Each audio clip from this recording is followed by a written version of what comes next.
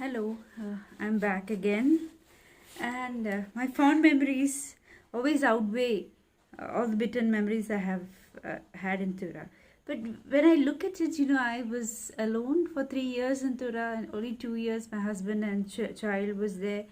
When my son was ill, he was taken to Trivandrum, and my husband also got a job, and he came to Kerala and settled down in Kerala. But then the rest of the 3 years in Thura was absolutely like my friends never let me feel I am alone. Friends means that includes my colleagues and my students as well. I still remember when I gave birth to my first child in the Holy Cross Hospital, Thura. I was just, brought to the ward after the cesarean. And all my students, in fact, came and met me there. And they came with this huge, bundle of clothes for my child. And they had stitched it and washed it in Dettol and, brought this huge bundle. And they brought me to my hospital. Twinkle, my friend, and others were all there. This was one of the fondest memories that I have. I don't think any teacher will have such great experiences. It's just not because, I was a teacher there. My friends understood that I was alone and, I had to be, I should be, informed that everybody is around there with me. And that was very, very important. That in fact buckled me up and that helped me to build myself into that. Then my nostalgic memory is that, see, for one whole month, my friends and I, we were 4 women in fact, 2 of my students, Nehu Tura students, Kit and Sengchi, and another photographer friend of mine, Seema, 4 girls. Of course, we took help from Brighton and others and other students and all. All of us, in fact, roamed around to the entire Meghalaya. We went to Bakmara, we went to Dauki, we went to Balpakram. We just had a ball. We just traveled like wild travelers, and we went all over. We crisscross the lengths and breadths of Meghalaya. We went to the Khasi Hills, the Jaintia Hills, and of course Garo Hills as well, the places that we have never gone. And this was an astonishing experience for us because as 4 women out there traveling almost alone with no man to chaperone us, there was never an instance of a catcall. There was not an instance of people looking at us weirdly, which I can't experience in the plains. In the plains, you are a woman. We were never ever made to feel like a woman during all those travels, and we really enjoyed. Again, that's one of those experiences I'm sure I'll not get anywhere. So I was home in Tura. I was a traveler in Meghalaya too. And as a woman traveler, that was one of the mightiest experiences that I've ever had. And I think, again, I was pretty lucky to have such an experience. Then that was the kind of a nostalgia that I attach.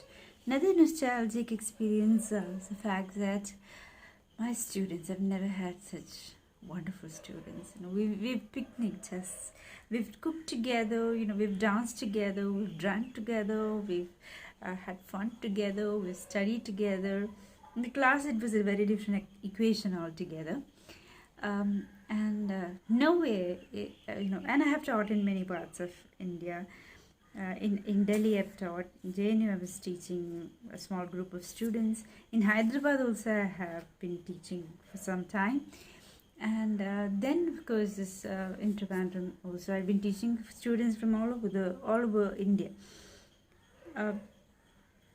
But the kind of warmth, the effusive warmth that I could experience from my students in Meghalaya.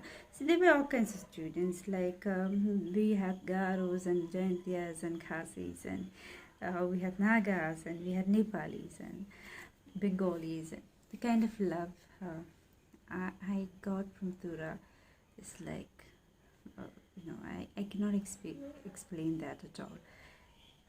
Without any iota of exaggeration, that was one of those lifetime experiences for me, which again built me up as a person, as a human being, and that was very, very important to me.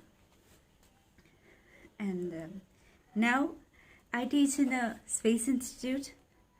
I'm associate professor here, and I began my life as a lecturer in Tura, as I have told you. I started my classes teaching students in Nehu, and that was again, I was teaching English language and literature there. So I've taught, the Wasteland. I've taught James Joyce. I've taught Milton, part of Paradise Lost. I've taught all kinds of stuff, and modernism, etc. But then when I came to Trivandrum, I had to actually switch over my subject to English teaching, because I'm teaching BTech students out here. And of course, I have PhD students as well. And these students, they write IIT JEE, and they come from all over India. So, and they do the BTech there. So that is a different kind of experience altogether. Very, very young boys, and mostly boys and girls, who come there and who establish a kind of relationship which is very professional out here, and they leave. Of course, some of them do keep in touch, but it's not like my students in Tura. My students in Tura were not my students, they were my family members, and they accepted me as one, and they used to take me home and feed me such lovely dishes. Oh my God, I can't. Without any exaggeration, I'm telling you this. As a teacher, in fact, I built myself there. I understood the warmth of relationships and the importance of relationships, and of course, the betrayals of relationship, the kind of stinging bad vibes in relationship, and everything. It's like Tura was the battleground, the playground for me, not the battleground at all. And yes, I do write. I'm a writer. I've written 5 books altogether. My first one was a book of poetry. It's called of Fireflies, Guns and the Hills. That was like, I had compiled around 38 poems, and mostly it was about my journeys, it was about me, and it was about my life in Tura. As I have told you, it was Tura which in fact gave me the confidence to write poetry.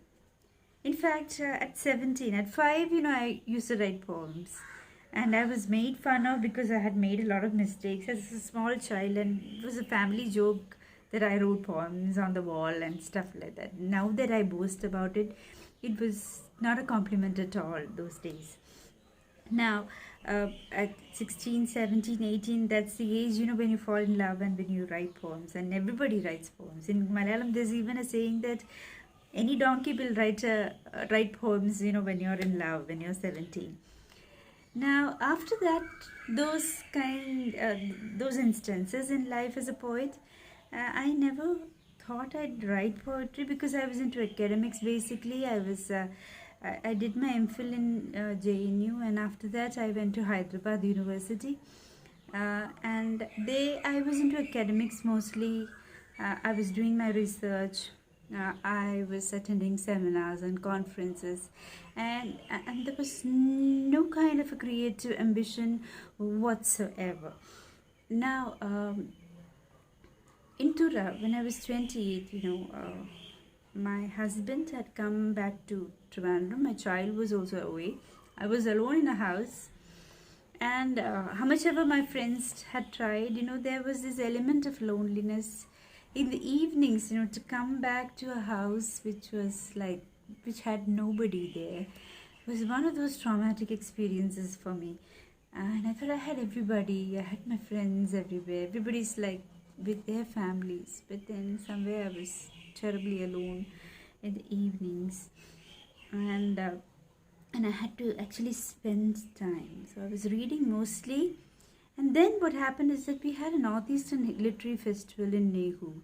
And at that time, this famous poet from Shillong, Robin Ngangom, had come, and that was a kind of a turning point, I'd say.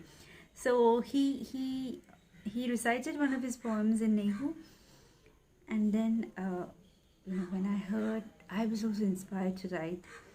I wrote a poem and I sent it to him over email, and he told me that was really good. And then there was no stopping me. Changed my life forever, I would say. And then I went to the Northeastern Literary Festival. I recited a couple of poems, and I was appreciated. And I just kept on writing poetry. And even now I'm learning steps. Even now I'm learning and relearning all the steps of writing poetry. And that was my first book, which I had written from 2005 to 2015. I published in 2015 of Fireflies, Guns and Hills. And after that, and those poems were edited by my friend, because in poetry, editing is as important as writing poetry. And then I wrote a book of essays for MA students, for postgraduate students, from canon to trauma.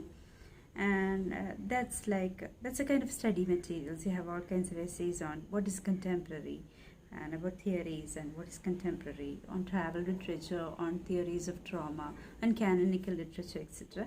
So there are these series of subjects that we have chosen from, and that book was the second one. Then I have edited a book on humor with my friends, and that was a lot of conference papers were put together and we edited it. After that, I did a very important project with one of my friends. Her name is Abhirami Sriram. She works with the Hindu in Frontline, and on Facebook once she wrote about her grandmother, and that was very fetching. And I thought, all of us have memories of our grandmothers, and what if a group of grandchildren come together and write about our grandparents, our grandmothers especially, because we have a lot of fond memories of grandmothers as such.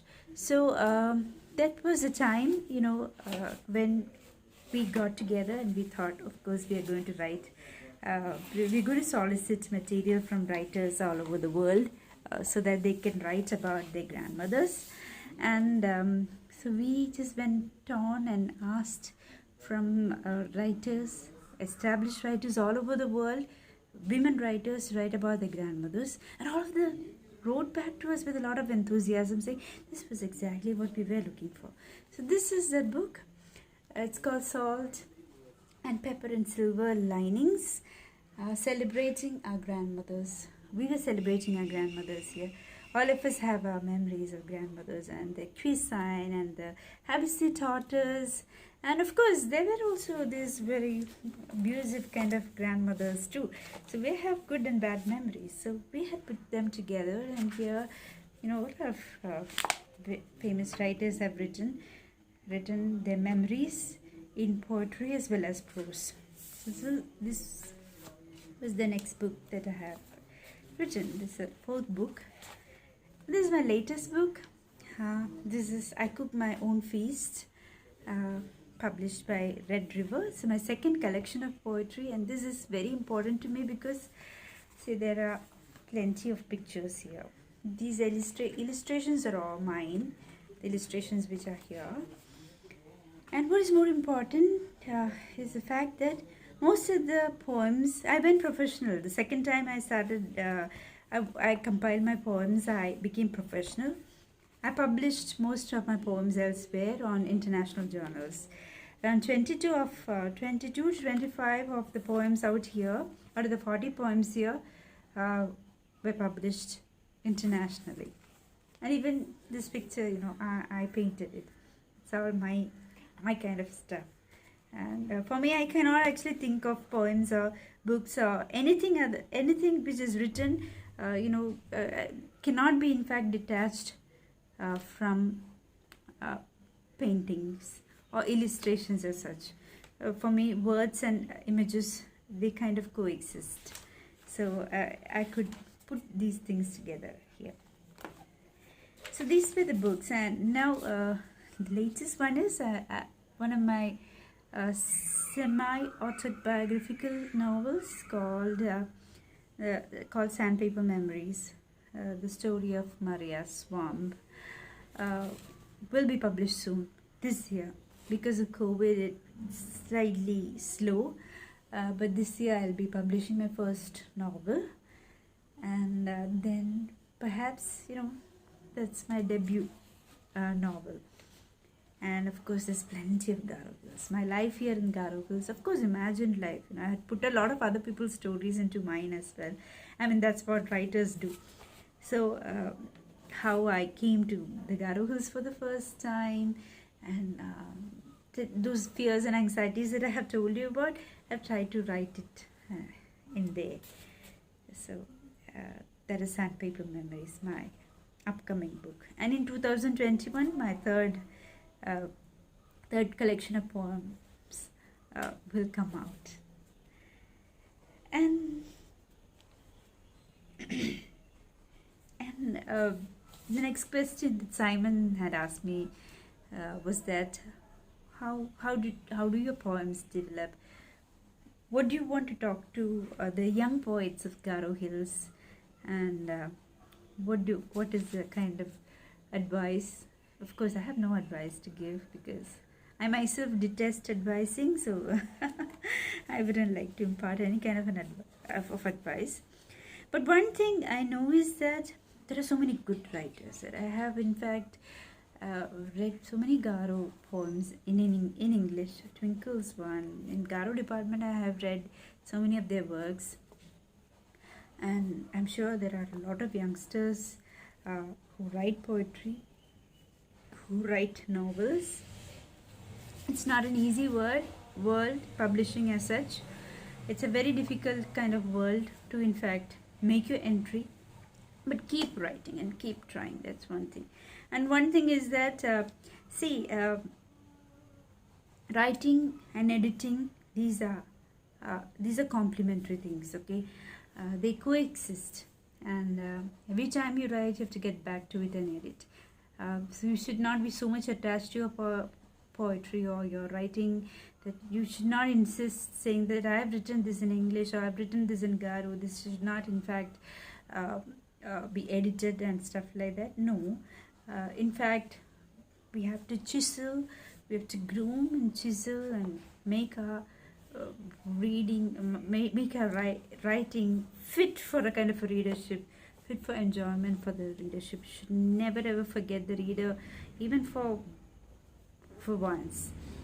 It's like they're the ones who ought to read us. So you have to keep them in mind, and definitely you should be willing to make the changes, make necessary changes, and make all the grooming and chiseling of your work as such. And there your ego should not, our egos do interfere because writers have huge egos. There your ego should not interfere. In fact, you should be willing to be flexible and willing to change yourself, because writing changes you from deep within. It really hurts you, it changes you, it transforms you. It's like a love-hate relationship, and you really have to, in fact, if you want to become a good writer, you have to go through that kind of a process of writing destroying you and rebuilding you. So this is exactly what you have to undergo. So, and you have to undergo that with a lot of fortitude. You have to be pretty strong to face that, and then that's absolutely fine. And then nobody should stop you from writing. Write every day. Robin was the one who told us that you have to write every day, even if it is crap, even if it's 2 lines, you have to write every day. And that exactly makes you a writer. So that, tomorrow when you write, you won't have any writer's block when you keep practicing it. It's mostly practice rather than imagination or inspiration. It's all your craft, how you craft the work and how you practice it and how you do it on a daily basis, making it almost regular as a habit.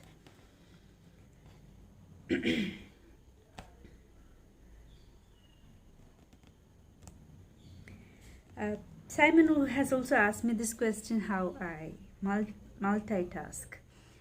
In fact, you see, my life is like, right now because of COVID, it's slowed down because I have to teach and I don't have to cook because I have, I have help at home. Thankfully, that's the greatest burden taken off me.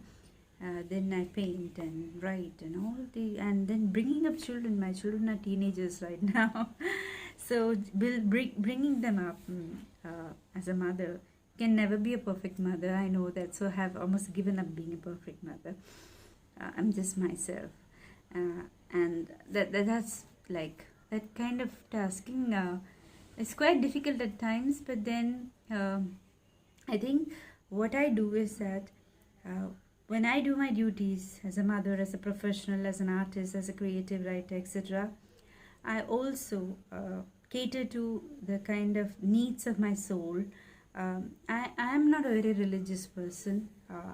I can be animistic at times. At times I'm pantheistic. It can be really weird. Sometimes I'm Christian. Sometimes I'm Hindu. It's all like that. So, but for me, spiritual presence of God is very, very important. Very spiritual, deep inside. So I make it a point to feed my soul as well, and that's like keeping myself active, happy. I go after 40s. I started my dance classes. As I paint, and I right now during the COVID days, what happened was that something really compelled me to get back to my memories, get back to old stuff and recycle. So I took everything that was old and cluttering up at home. I took lots of stuff. I painted them. I transformed them. And I even did some kind of, what the Japanese call kintsukuroi. That's like you break things, or the broken stuff you solder them with gold. So I've been trying to do all those things because this is the opportune time when all of us have actually slowed down, and we're also looking into our past and our memories. All these things are coming out, and we're also looking at how things can be very well mended, because your soul needs that kind of an assurance from you. That's very important. So I've been kind of discovering that during these COVID times. But I think for women, this multitasking is no big deal, because we've been doing it. And especially in Tura, who can be better multitaskers than the Tura women? Because I have seen them do things so perfectly well. So it's no big deal. We can do it. And the people of Garo Hills, oh my God, they are closest to my heart. Again, I'm not talking like a politician. For me, every memory out there, every moment I was there in Tura. Of course, I had my problems because I was missing my family, my children, my husband, my parents. My parents were growing old, and I was worried about them. I was worried how they're going to, in fact, cope up if I'm not around. Because I'm the youngest daughter and I ought to have been here. So those things were definitely there in the back of my mind. I was worried about all those things. But everybody in Tura, most of them, my students and my colleagues and all, what they did was that they helped me overcome my loneliness. They helped me become part of their families. They used to take me home, feed me very good food. And they always thought of me as part of the family. And whenever they come to Kerala, if anybody comes to Kerala, they inform me that I'm here. And I make it a point that I go meet them. And because it's like, that makes me very, very happy. Because I've been made to feel at home in Tura. So reciprocating that gratitude is not easy, but all I can do is that, whenever people from Tura come here, I really have to embrace them, because they have embraced me so much. They have taken me into their heart so much. They've taken care of my husband, my child. My younger one was born and brought up in Kerala. So, and everything, I can only remember people of Garo Hills with a lot of gratitude. Right from the hills which resounded and echoed with hula of monkeys' cries early in the morning, to my help who came to my house. She's still with me here, and my colleagues in the Garo Hills and the Garo department, the English department, Madam Angela, and everybody out there, and the RDAP department.